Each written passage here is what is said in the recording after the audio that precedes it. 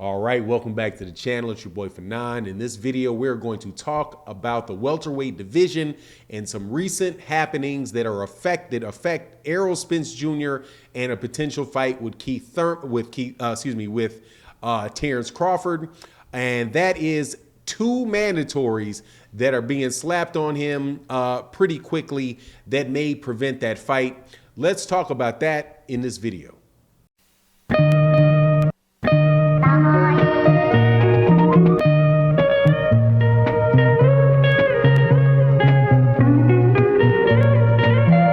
All right, welcome back to the channel. It's your boy Fanon. In this video, we're going to talk about the welterweight division, Errol Spence Jr., Terence Crawford, Keith Thurman, and Ennis, and how these championships are being played out. Before I do that, though, please, if you're not subscribed to the channel, make sure you hit the subscribe button and then select the bell icon so that you can get all notifications. And you have to select all notifications when you press that bell. Otherwise, you'll just get them occasionally. Also, please make sure to support us at our sponsor, BUSR, at busr.ag/Fanon. Use the promotional code Fanon. We're constantly running deals over there that'll allow you to get value for your wagering dollar. So make sure you guys go do that. All right, so let's get into this. Welterweight division, Errol Spence Jr. and Terence Crawford is a fight that a lot of people have been wanting for several years. However, in my opinion, it looks like that is going to get trumped by some mandatories that look like they're going to be laid on Errol Spence Jr. There's been a lot of workings going on in both the WBC and the IBF that are going to allow you to see what's coming down the pike a little bit, or the pipe or the pike coming down the pike a little bit. That very well may prevent that, and that is two things that have happened just this week. The first thing that happened was the WBC moved up Keith Thurman into the #3 position in their ranking system, and dropped Ennis from #3 to #4. If you recall, Keith Thurman fought Mario Barrios recently, and I did videos on this page letting you know what I had heard was going to be the case with Keith Thurman. Keith Thurman himself let you know what he was told would be the case after that fight, and that is that fight with Keith Thurman and Mario Barrios was to name the mandatory for Errol Spence Jr. Now, the WBC, after Keith Thurman said that, attempted to clarify and say, no, that is not a mandatory. It's not a final eliminator. What it is just a title eliminator, and it does not necessarily mean that Keith Thurman will be the mandatory after that fight. Now, for me, I said that then, and I'm saying it now, and it's pretty much exactly what happened this week. What I said was that Keith Thurman, just because the WBC says Keith Thurman is not the mandatory because he beat Mario Barrios, doesn't mean that they won't put him in a position in the top 3 after that fight, which would enable them to just name him the mandatory for Mario Barrios. I mean, for Errol Spence Jr., right?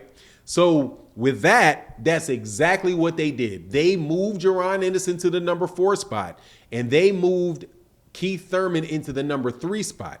If you're familiar with the WBC rules say that you can have a mandatory from the top 3 people that are ranked and the highest ranked available fighter in the top 3.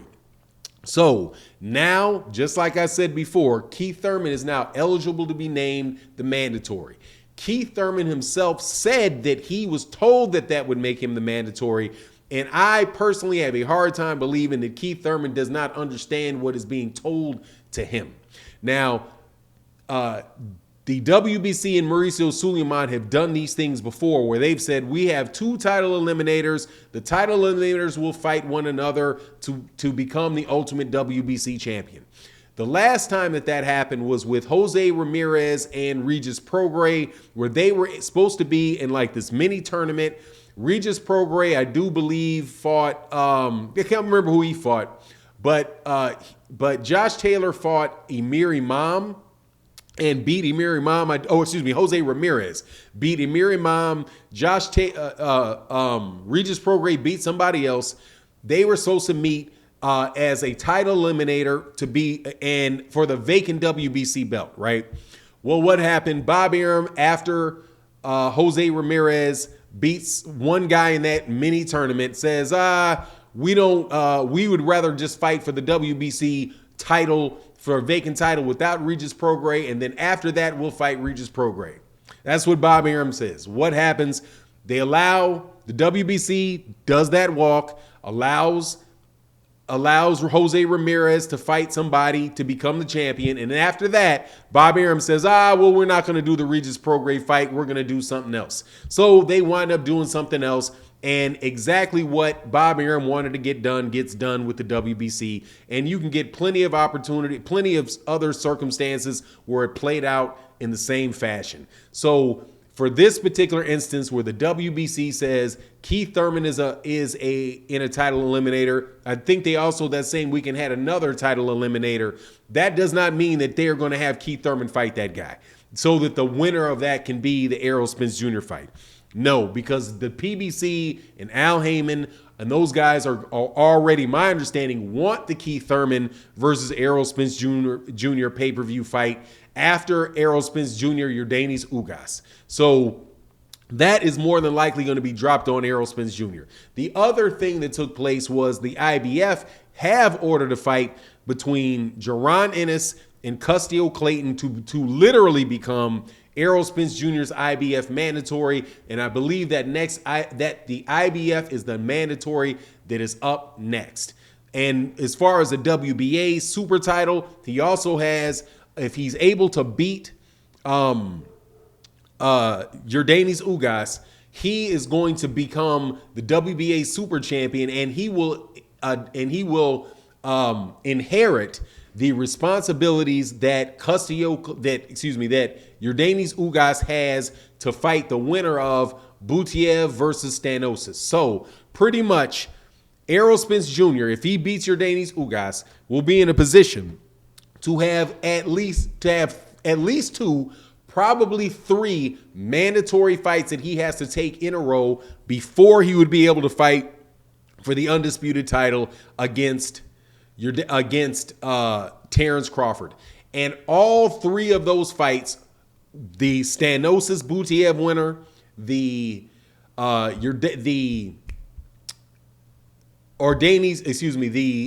Keith Thurman fight, who if he is ordered to fight anybody, and the winner of Jaron Ennis versus Custio Clayton, all of those would basically are all in-house fights for the PBC pretty much. The Jaron Ennis has a relationship and is fighting on Showtime, and Showtime and the PBC do business with pretty much every fight that Showtime airs, with the exception of Jake Paul. Same thing goes for, obviously, Keith Thurman is advised by Al Haymon and managed by Al Haymon. And I do believe that Yordenis Ugas is also advised by Al Haymon and managed by Al Haymon under the PBC banner. So all three of those fights line up, and that stuff will stand in the way of, more than likely, the Terence Crawford fight, which is why I want Terence Crawford to go ahead and move up to 154 pounds and see if he can get the winner of Jermell Charlo versus Brian Castano, so that if Errol Spence Jr. gets through that gauntlet that he has to get through, that he'll be available up there for undisputed if he's able to beat him at 154 pounds, and then maybe we can see that fight then. But it's just funny way things are kind of panning out in the welterweight division. Several of those fights are not bad fights. The Errol Spence Jr. Keith Thurman fight is a good fight to me. The Errol Spence Jr. Jaron Ennis fight, if he gets past Custio Clayton, which I think he will be a good fight for me as well, but obviously not as good as, one of the best fights that can be made in boxing, which is the Errol Spence Jr. Terence Crawford fight. But anyway, that's my take on the matter. You let me know what you think in the comment section, and with that, I'm out. Peace.